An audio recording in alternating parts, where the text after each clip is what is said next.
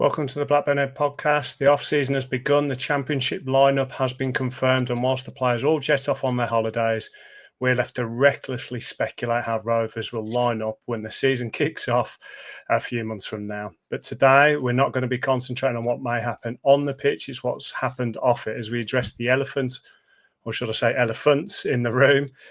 We've kept the last few podcasts football related and trying to focus on that. But as we know, football's only about 10% of what happens on the pitch nowadays. It's all about what happens off it. As a club, we've had a fair share of dramas, and this season has been particularly bad. If we can find a striker that hits the target as many times as the shit hits the fan with this club, we'd have a hell of a player on our hands. We're recording this early on Bank Holiday morning. It's Bank Holiday Monday because we're so dedicated to the club and to you guys. So let's delve into the theatre of nightmares that is Blackburn Rovers with the main man, Mark. Mark, you've always been brilliant at articulating these situations. Are you ready to pick into this and see what we can make of it? You've a lot more faith in me than I do, Mike. What I would say is, do you know what? Isn't it lovely to have the off-season, to be having to think about new creative ideas to make content? What on earth are we going to talk about? Not at our club. They just hand it on a plate to you. Exactly. I mean, we said last week it was going to be a short one. We wasn't going to talk about much. It turned into pretty long podcast. But this one, we said that we are going to try and keep it short because we want to keep to the facts. You know, we are going to, some of it is opinion. We do want to talk about certain things, but there's a lot that happens around social media. There's a lot of other content creators, media outlets, and so on, all passing opinions and passing on what they say is fact. So, yeah, we're going to try and keep this to what we actually know. We are going to, if we is an opinion, we will say it's an opinion. We'll use terms like allegedly. I know, Mark, you're going to use that term quite a lot. So we're going to start with the first subject. You know, Waggott, you know, he's one of the many that have been blamed for everything that's been going on at Rovers. He's now gone. So I'll let you take it from here. Can you explain anything about his exit? So in terms of facts, I can tell you that he left the club what seemed to be very abruptly, didn't he? In a, 4 lines of an exit. Obviously, I've in my position on the fans forum, I've known Steve for a number of years now, in the sense of meeting him at forums, having discussions about when we're going to have the next forum, what sort of things we're going to talk about. Do you know what? He's obviously been a polarizing figure. The fans have called him to high heaven on numerous occasions. And I think that's been a theme that's followed his footballing career, really, from Charlton and Coventry. But on a personal level, considering some of the topics that we will talk about are quite emotive and quite difficult to discuss, I've always found him really open. He's never said you can't talk about anything other than personal contract details, or that's players or sort of things that's breaking a confidence and actually sometimes a legal element. Other than that, he said, ask me whatever you want. I will answer with whatever information I have. He's always been available to discuss things. I know that people have written into the club and he's invited them in to talk. So in terms of that side of it, he's been very, very open. What I would say is he's working within a remit. Do I agree with everything he's ever done? No. Have we had disagreements? Yes. Is it about him and what his remit and his job into the football club different to me as a fan? Of course it is. You know, I want us to go and spend, I don't want us to go bust, but I want us to go and buy, let's have an exciting transfer window, go and spend 20 million if it's there. He's got to look at other elements. And ultimately, he's also got employers. And I would say, in my personal opinion, I think that is ultimately what's dictated what he can and can't do. I think his employers might not have been directly day-to-day involved, but whoever is in charge at the football club making those key decisions, he's working within a remit, is how it always felt. That's not something he said. But yeah, so he's been here for 7 years now. Obviously, he came in during the Tony Mowbray time. And, I mean, not having saying that his age is something that necessarily means you have to retire, but I think he was coming to a period of time where he was looking and thinking, you know what, I've got a section of my life left. Why don't I go and enjoy it? But I also know he had some personal pride and wanted the football club to be on an even keel and to sort of leave his final job on a level where he could look back and say, you know what, I can look myself in the mirror, no matter what anybody else thinks, I can look myself in the mirror and go, I left that in as good a state as I could. And I don't think he felt like that this week was the moment for that. So I'm very surprised he's gone. I think one thing he has said in the forum is that he's, I believe, the only UK-based director. Now, I don't know the ins and outs of legal elements, but if the club was to go into administration at any point or fail to pay creditors, I would imagine that the UK-based director would be the first person that they would have a conversation with. So I know that was something that he discussed before, and he was always happy that the owners would give him assurances that they would be paying things and footing the bill. So other than that, he's an employee of the football club, and he wasn't an employee of the football club. I was expecting to leave this summer. At one stage, I think I was. I think I thought he might have been coming to his retirement age here, and he might be teeing that up. But I think with everything that's gone on this season, I didn't expect him to leave. Certainly not this week, considering that earlier in the week, we were discussing when the next fans forum will be. Yeah, so it does sound like it was out the blue for him as well. Now, you've got this trio. You've got Waggott, Suhail, and obviously Rudy Gestead. They've all been getting the fingers pointed at them. So the fan reaction to Waggott leaving is mostly shock. With a lot of fans, because as you're saying, it seemed to be out of the blue, not just for them, for him. The announcement from the club was extremely short, which normally means that the club are just generally not happy with that person. Obviously, they've let him go earlier than expected. But for it to be so brutally blunt, that says to me that the club were just generally desperate to get rid of him in the end. Possibly. I've got absolutely no insight into the way his exit went. For all I know, it could be that he's chosen to leave and hasn't agreed with things that are going on at the football club. I think the timing of it coinciding with the other things that we'll talk about with the women's team and the reaction, I don't know which way the fingers should be pointed, but I think that I don't really believe in coincidences, and I think that something's gone on this week that one party or all are not happy with, and you don't have a 5-word statement, do you, if somebody's been at a football club for 7 years, if it's not been a quick exit. I just can't see that this has been something that's been planned. I think if it was, there would have been a longer exit in terms of the wording. I think it to me, it looks very much like it's might even have happened that day, or it's been very quick to happen. Yeah. Yeah, and like you said, I mean, you've met him a few times. I've actually met him a couple of times, and he seemed the kind of guy that he wanted the fans to be involved. He was one of the ones that pushed the fan days as well. When we did the fan days, he was one of the ones that came up to us. He shook our hands. He was saying, "Is there anything you need?" He seemed like he was someone that understood elements. But there were other sides where, like you say, we just didn't agree with how he did things. Now, we're not running football clubs, we're just football fans. And whilst we do hear little things about stuff that goes on in the background, we don't kind of understand all of it because you don't hear the full side of the story. But my concern is the club potentially wanted someone to point the finger at, because they're talking now about rebuilds. They're talking about the fact that we needed to change something. And we agree, we've had a decent season. You could say it was a good season by finishing 7th. But because we had that drop off, because there was so much happening in the background, the club did talk about rebuilding. And part of me feels like he's been a scapegoat with it. Now, in my opinion, he has made a lot of problems himself, but he's not the only one. And there is obviously another name that we talk about, and that is Suhail. Now, the Sahal situation, I'm hearing rumours, I'm seeing things on X that people are saying he's now under the microscope and potentially he's going to go. Is it going to be that the club are just going to be looking for a clean slate here? I mean, when we use terms like the club, I think I find it difficult sometimes, and I've said this at the forum before, because to me, it's my club. And it's not. I don't own the football club, but it's my club.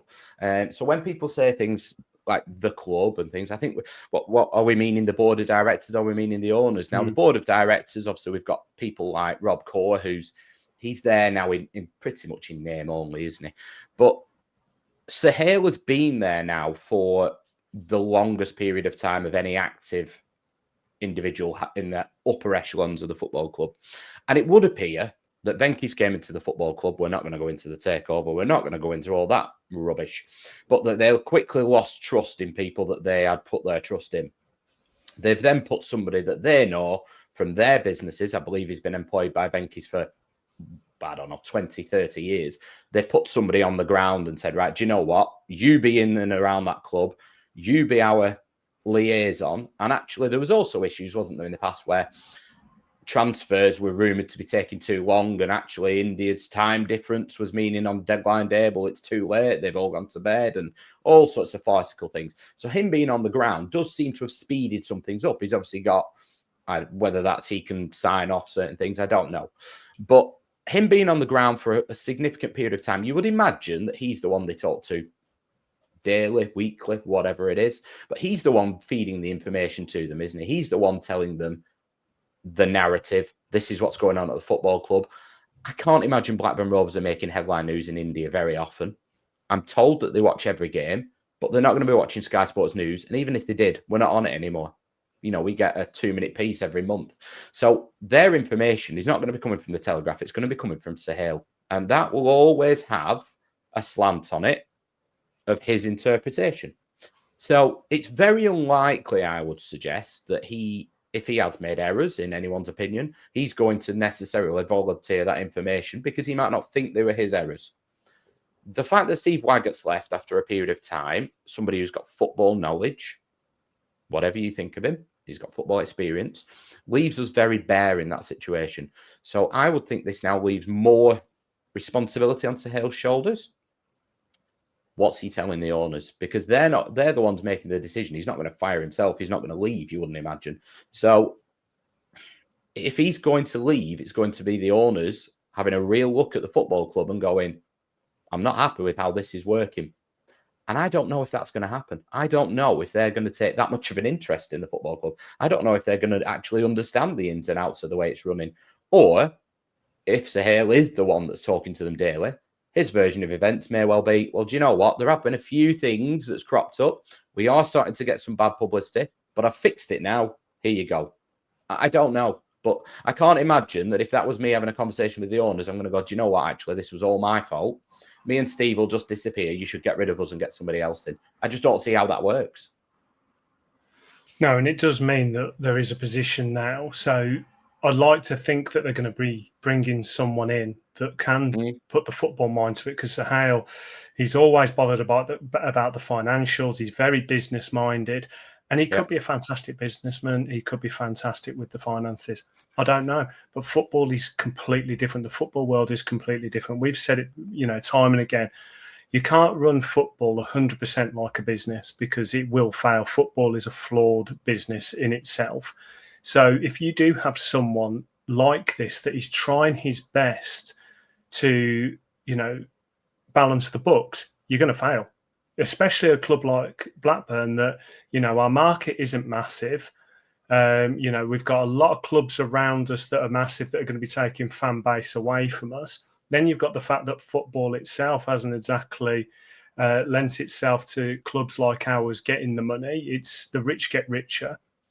So to have someone like this in that position making these decisions is extremely disheartening now, because we need to make sure that there is someone that comes in from a football mindset.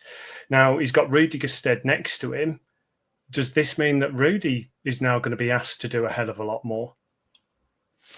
I think when Rudy did an interview, didn't he? I think he'd said he wanted to, I think he's done a football directorship. That was his course. He didn't necessarily want to be on the grass day in, day out. So I think he probably does see himself moving forward as maybe he sees himself as a sporting director, or the role he's got head of football operations, is it? Maybe he sees himself as a CEO. I don't know. I think my concern right now is that we have Adam Owens has got a lot of football experience. to be fair to him, but he's more around football, how football should be played, liaising with the coach quite closely, elements of transfers. You've got Rudy, who's obviously got football experience from playing it and has been in and around the game and has had a year at the football club or so now where he's looking at transfers. Doesn't necessarily know about business, you would imagine. I mean, he's got his own businesses, but the football club's different. Suhail, to be fair to him, now has 12 years or so at the inside of a football club. But it's a different job, isn't it? Football sometimes relies on just who do you know? When I'd have conversations with Steve Waggott about different elements, it would just crop up. Oh, I talked to somebody at Leeds, the CEO there who he knows. I remember having a conversation at the time of John Eustace leaving. John Eustace coming in. It would seem that actually Steve Waggott got a control of that situation when we had Greg Broughton after Thomason and said, do you know what this football club needs now? Is somebody who is a real football man who has got experience Saturday, Tuesday, Saturday, Wednesday. And it seemed like he drove that recruitment process. My thinking towards that, though, was he more in line with like a John Park way of doing it? Maybe it was more of an old-fashioned way of doing it and the football club are trying to move more modern. Maybe the fact that John Park left, the fact that Steve Waggott's left, the fact that John Eustace has left and they're trying to move to this model, maybe that they're more aligned, which could be a good thing. But I just fail to see how you can run a football club without somebody who's been a director, a CEO or something like that in the championship level with a wealth of experience. You look at Wrexham, who have now gone through the leagues. They've got somebody who's very experienced. Whether you think they've done a good job previously or not, they've gone and got the most experienced person they could for the job. You look at Man United, they went and tried to get Dan Ashworth and others, but that is a real key position at a football club. You need somebody who's got contacts in the game and experience in what they're doing. And that is severely lacking at the higher level now in the football club. To have Adam Owens, probably the most experienced football man at the club, great. But he's not a CEO, is he? That's not his remit. Rudy Gested's not a CEO. Suhail Pasha's a businessman, it would appear, So, yes, he'll have an insight, but I think they're severely lacking in that. My question would be, if I was coming into that job, do I actually have control of this or not? Well, this is the thing. We've used the term rebuild over the last few months now. They've talked about rebuild. We assumed it was just at team level, but actually, could this potentially be at club level? And Venky's have looked at what happened at the start of their tenure, and they lost a lot of trust in a lot of people, and rightly so. Those people were absolutely awful for the club, and it's kind of ruined their whole outlook on football and how it's run. It could have done, and that's why we're in this situation. But maybe this was all part of the plan. Maybe it was all part of the plan to have this deep rebuild, and they might have someone. My concern is how long's it been since Waggott left? A week? Not even that? Not even that, is it? Or is it more? Yeah.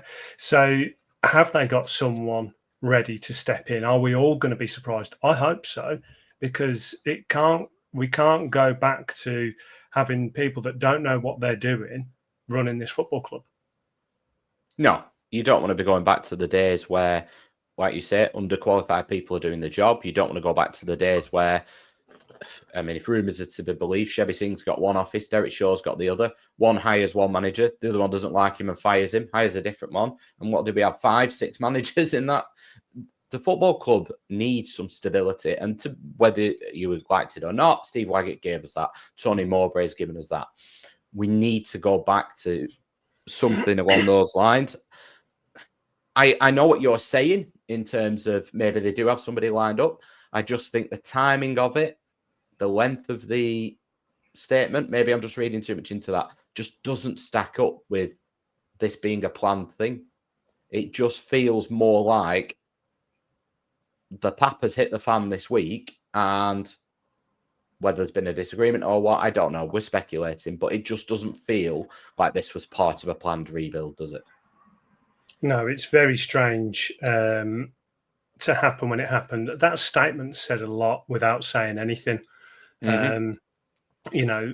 Whenever this kind of happens, you don't know whether Waggott has come in and just said something and they're like, we're done.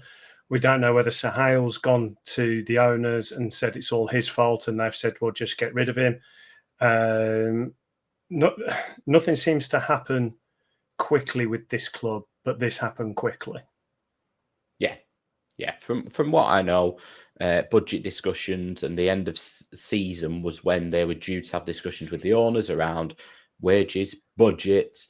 I mean, again, to me, that seems absolutely nonsensical. Surely you want to know your budget way before the end of the season, albeit with elements of change should you get in the playoffs or should X, Y, and Z payment come in. But really, you want to know your budget as early as possible so you can start that process. Anyway, that's for a different day.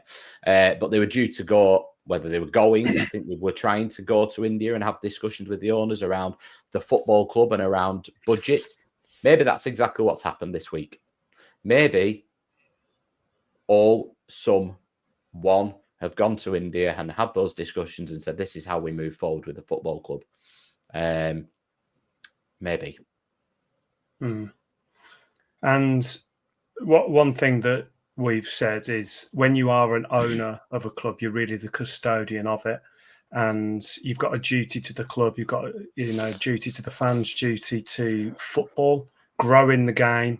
We understand that football's not a charity. There is a business side to it, but it's a money pit. You've got to keep putting money in. You've got to keep feeding it, and you might not necessarily get anything out straight away.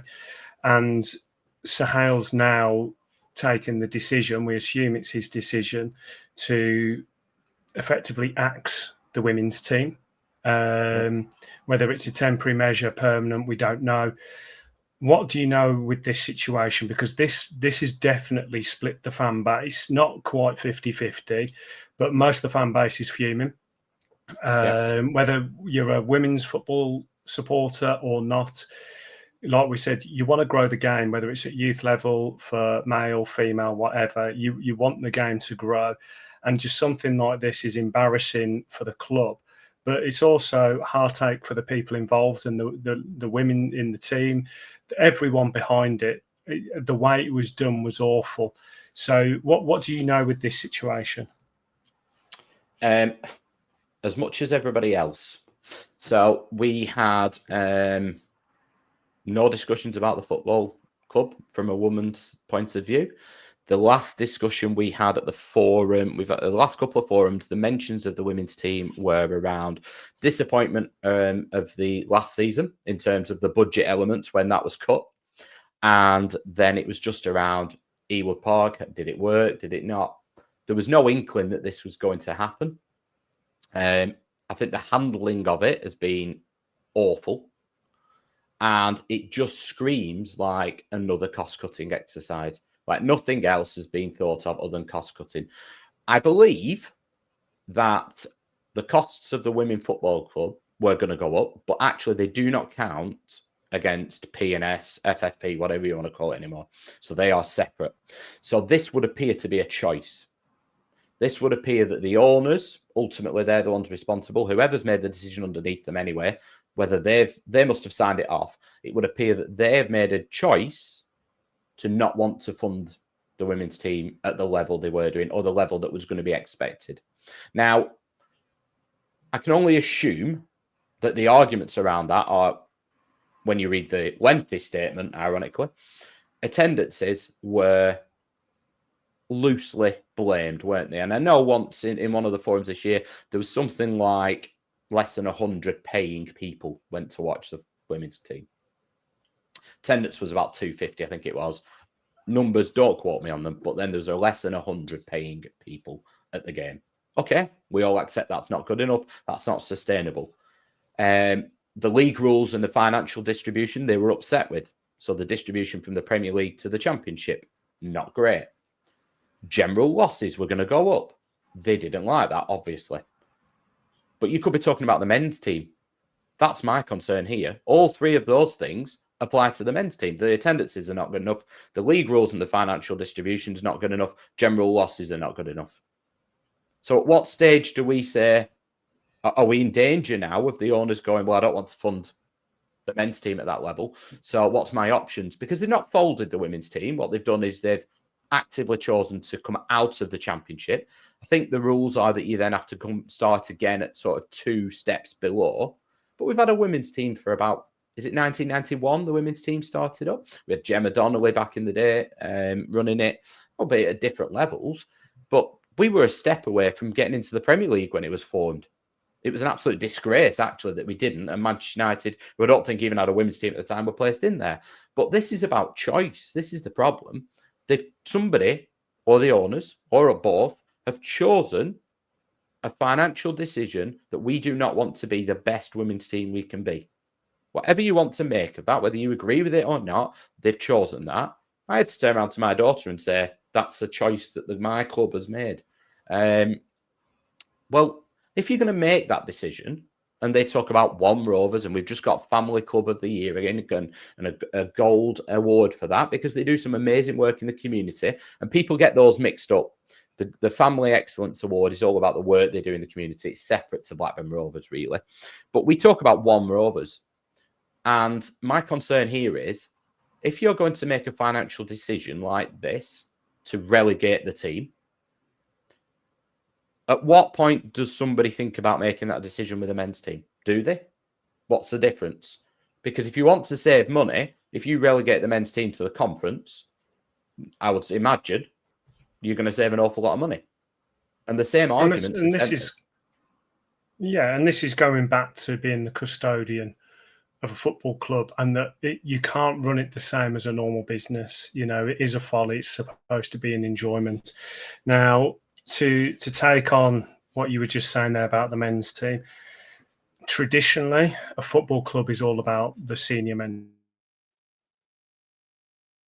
The football club traditionally, but football's changed. There's a lot more to it. You've got youth levels now, you've got male and female game and so on. They do a lot in the community and so on. We get all of that, and it comes down to potential investment return, doesn't it?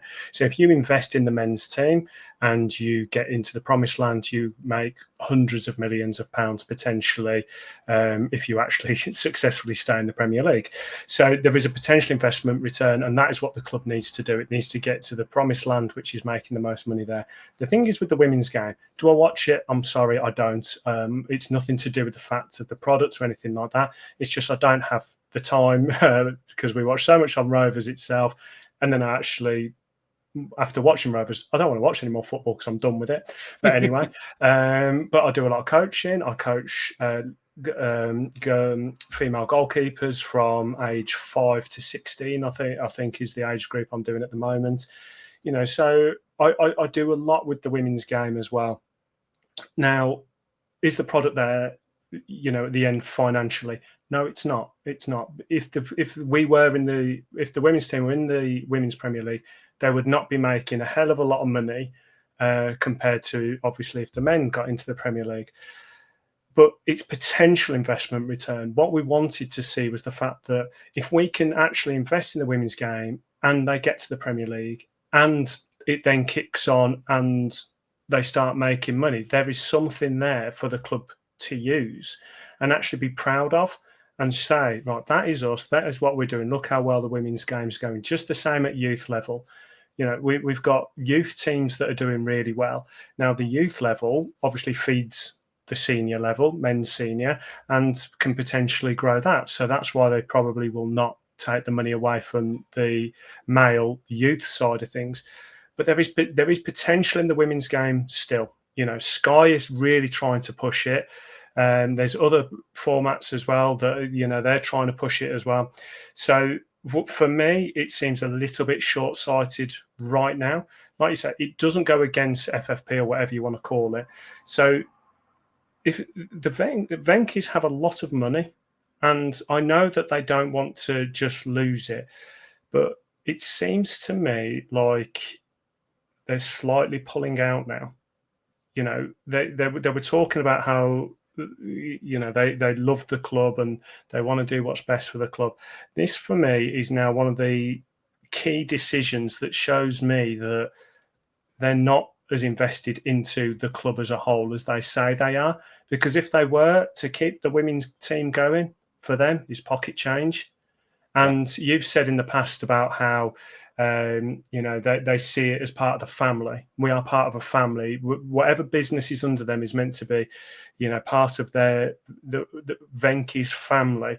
This shows to me that we're not. And this shows to me that potentially they're not in it as much as they say they have been, and they are. So there's a lot of talk about, they spend £500,000 a week to keep the club going. Brilliant. That's still pocket change to them. So yeah. I don't understand what they're getting out of owning this club now, and letting the women's team go is a big step towards the fan base now really being against them even more than what they were. Yeah, because ultimately we've talked on here loads and loads and loads. Do you make money owning a football club? Very, very few. Will Venky's make money even in the Premier League? I think Ipswich are reported to have lost something like 60, 70 million this year because they've gone up and they've tried to spend money. So the only way you're actually going to make money in the Premier League is if you go up and spend zero, really. So you're talking about maybe getting in the Champions League or staying in the Premier League for years and years to make money. That's not going to happen. So they're not in it, or they might be, but if they are, they're mistaken, to make money. This is a vanity project, maybe, that you want to, I own a football club. Maybe this is about actually the love of football. Who knows?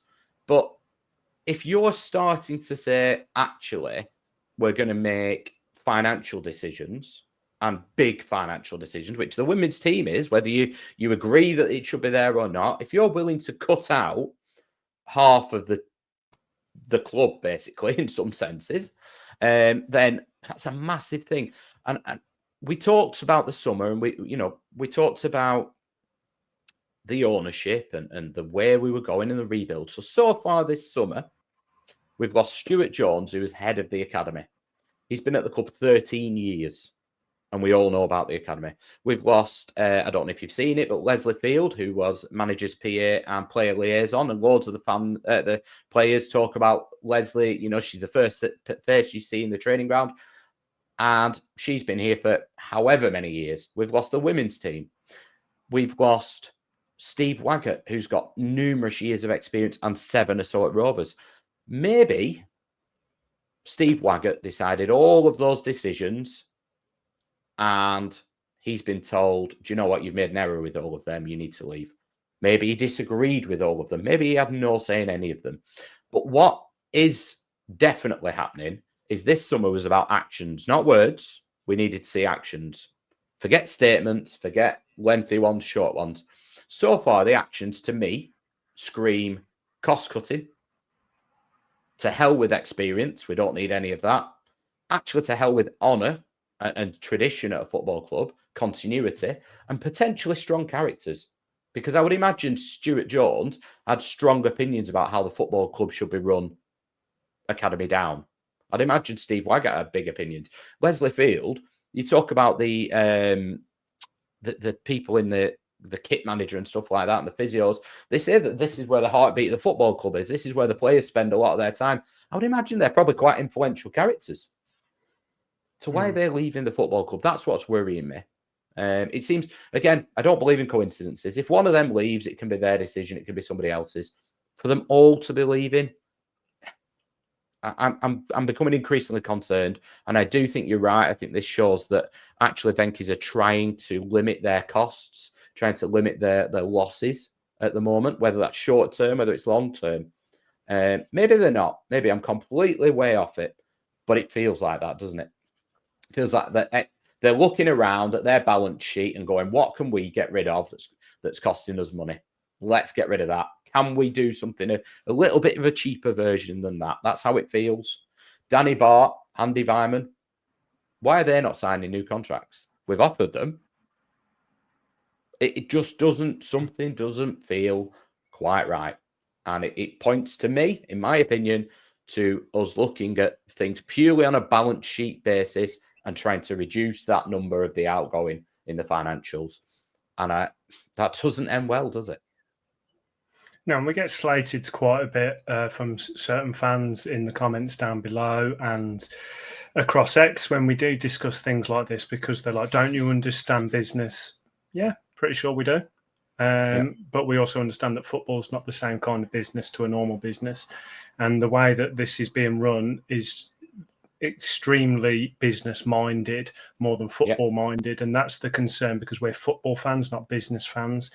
And it's very much like a strip the club to sell it at times. You know, it's much easier to sell an asset when it hasn't got the same kind of overheads. And that's where you start to get that feeling. And like you say, there's a lot of strong people and strong-minded people in the club that have left over the years. And this is where I'm concerned now. We are talking on, the 26th of May. You know, there's a long pre-season to go, and we could be hearing different things over the next couple of weeks. And until things are solid, we don't know. We could have an extremely experienced CEO come in. We could have someone come in that looks after the players that's also extremely experienced. There could be a lot going on that they've decided, well, actually, we want to upgrade into certain things. 100%. But it just seems a bit strange, like you say. It does feel like a strip it to sell it, and if that's the case and we do sell it, brilliant, as long as the new owners come in and do that. But it also doesn't feel like we're trying to sell the club. No. We feel like once again we're in this purgatory limbo situation where we just don't know.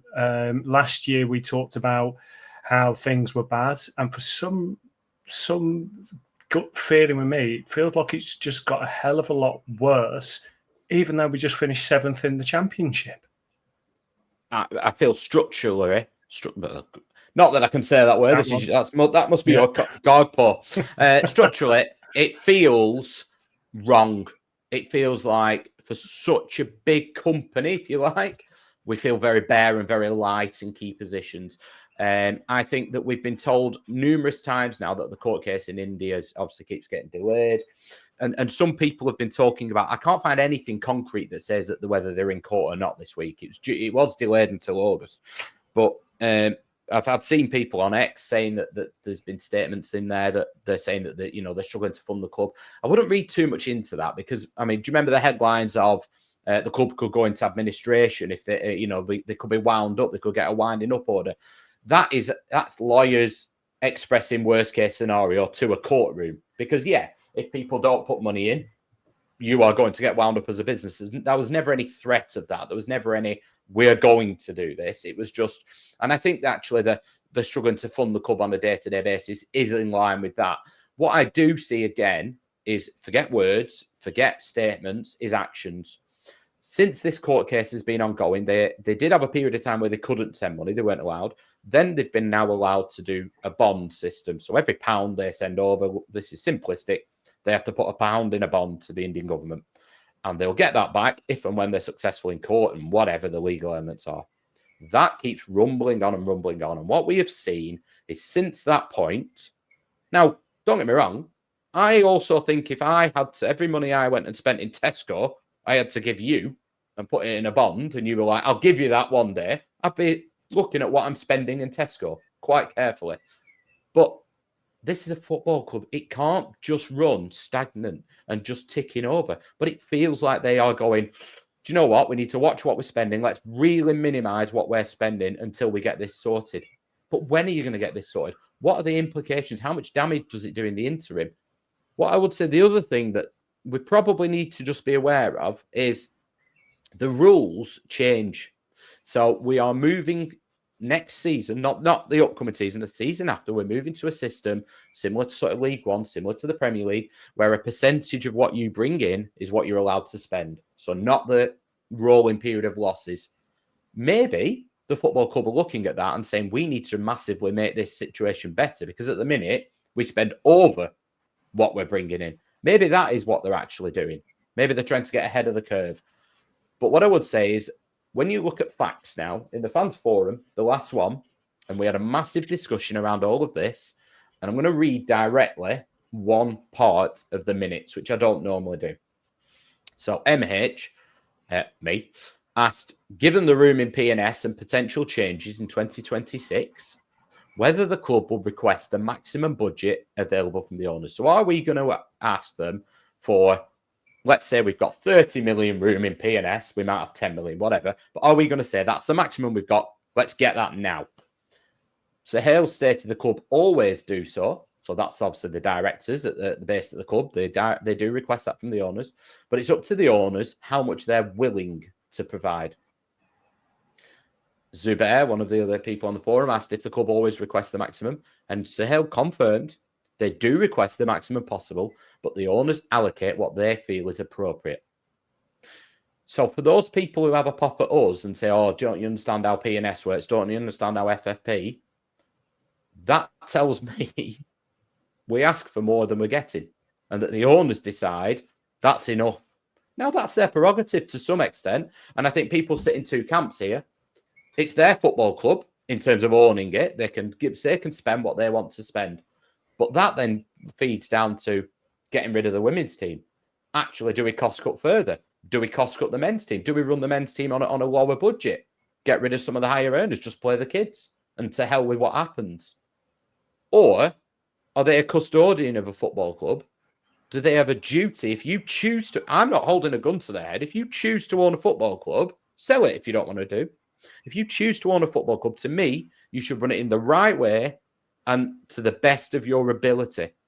And if you've got the capability of spending more money and you're choosing not to do, and seemingly, I might be wrong, but seemingly because they don't want to, not because they think that's the best thing for the football club, then I don't think you should be owning a football club.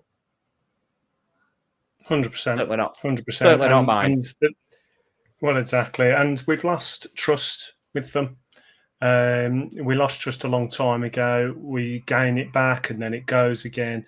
And let's be honest, it's a very broken system with us at the moment.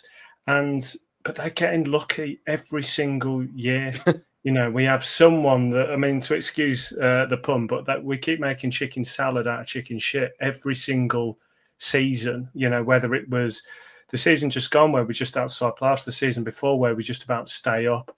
But it just constantly feels like they're getting lucky. They get some manager in that just is an absolute magician that manages to do something with next to nothing. And when we do get something, they're then sold. That money isn't necessarily reinvested to where we want it to be. They just keep getting lucky, and it can't keep going on. I hope that this rebuild works. I hope you're right, and this is them preparing for the new financial restraints that are going to be coming in. But it just seems like we're constantly having our hands tied behind our back in a boxing match, and we're just constantly dodging punches. We're not actually trying to do anything ourselves. And that's the way I've seen this club for quite a while. When we started this podcast last year, we was on Rovers Chat before. We love the club. We love the badge. We will always be here. I just agree with you, and it's something we've said all along. You own a football club for being a toy. If you're bored of that toy, sell it.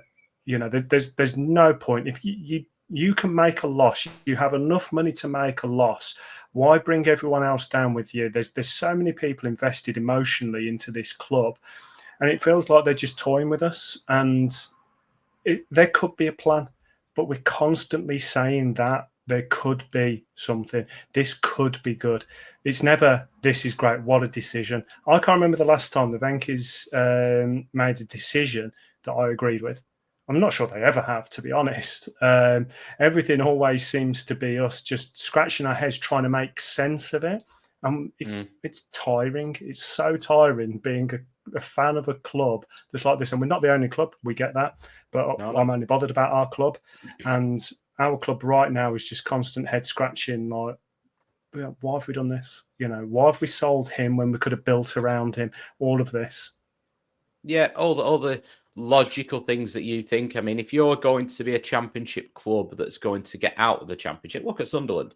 They went with a model of buying young players and trying to grow them. Now, they spent a hell of a lot of money at the same time. But there's different ways of doing it. We looked at that in our pod, how you get out of the championship. You buy experienced players and you do it that way. You utilise the loan market. If you've got parachute payments, it's a hell of a lot easier, and we don't. So we've got to look at one of the other options. One of the other options is playing young players like Adam Wharton, exposing him to first-team football in a way that they did. So the Thomas and Broughton model I could see where they were going with it. I thought, this plan I can see. Expose him to play and he'll make errors.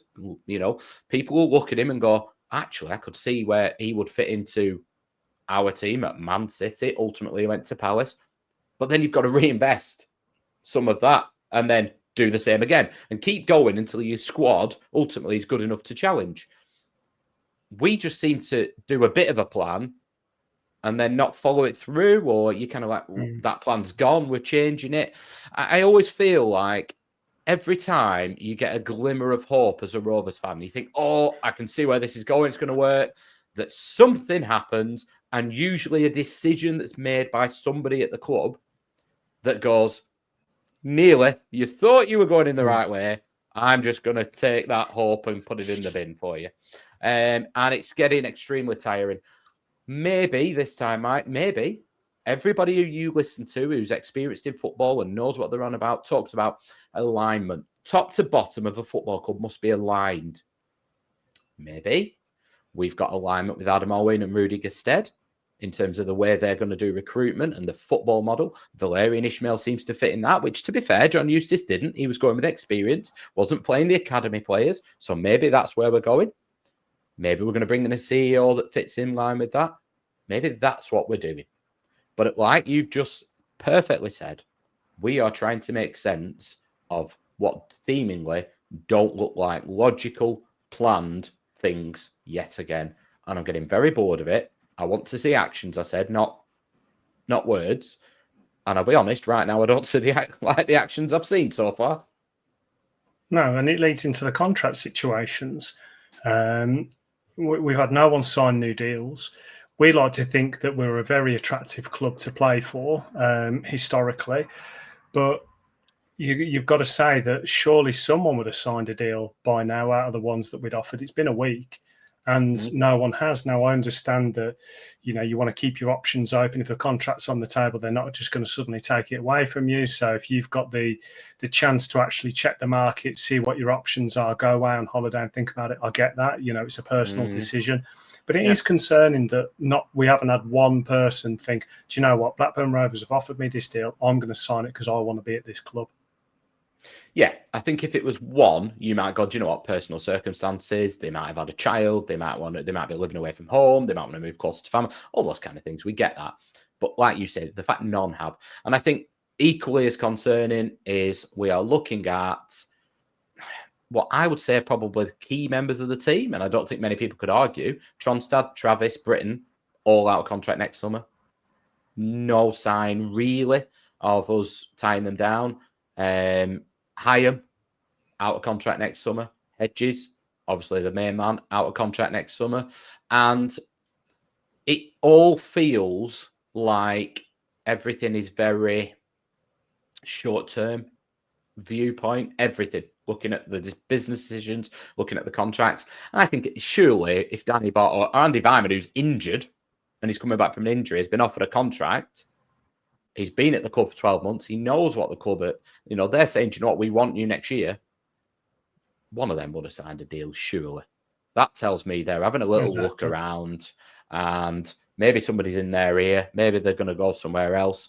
But what I said to you, didn't I, when we looked at the retained list, the fact it said offered deals, I expected it to say offered a deal for Tyrese Dolan because he'd have signed one 2 years ago, wouldn't he, or 18 months ago, but we have to offer him a deal to get compensation. I expected that. I expected Ryan Hedges to have his option triggered. I'll be honest, I thought if we want Danny Bart and Andy Vyman, that's going to be a done deal or not. What are we waiting for? What are they waiting for? You start looking into it, don't you? Thinking, have they offered them less money than they were on? Have you offered them the same? Are they not happy with the playing side? Something's not right, is it? If everything was in line, they'd have signed. So again, it just doesn't fill you with confidence. Exactly. And hopefully next week's pod, we'll be able to start talking about signs of where this rebuild's going. As anything with Rovers, we normally, again, peek behind the curtain to how we run this podcast, we normally have a plan of, like, this week we're going to talk about this, the week after. We have no idea what's going on from 1 week to the next. So whether we've got a podcast next week or not, we don't know. We just gotta hope that there's some news to talk about. But with this club, there is always news. I think we'll leave it there, Mark, because we're going to start talking about speculating a little bit too much, and we don't want to do that because we want to give people facts. We like to give opinions, but right now, because everything is up in the air, we want to see what falls where. So first off, Mark, thanks for articulating all those situations. I said you were good at it. You delivered. I think all the people in the comments should be saying thank you to you for articulating that. Was it painful for you? The whole thing's painful, Mark. I'll be honest. A football club, people talk about a football club being a hobby, being something you do on a Saturday. I mean, obviously we do this, but it matters to me. I genuinely, it shouldn't. I know it shouldn't, but it dictates my mood a lot of the time. It actually hurts me when stuff like this is going on. I just want hope. And like you say, we shouldn't really have much to talk about right now because everyone's on holiday. Everyone's just go away on a holiday. But yet, our CEO's just left. So something's going on. So who knows what will happen this week? Exactly. We'll get a plan in place. We'll get some content ideas. But then they might get thrown up in the air because maybe we'll go and sign. I don't know. Who knows? Maybe Beckham will join next week and Ronaldinho. Who knows? Well, it was a bit of a negative one, but there are subjects we did need to discuss. But everyone, put your comments down below on what you think about the subjects we've spoken about. What do you want to happen? What do you think will happen? Next week, we'll try and have some more information and updates. But until then, have a good one. Try and enjoy your week off of Rovers, and hopefully everything's positive next week. But we'll see you next time.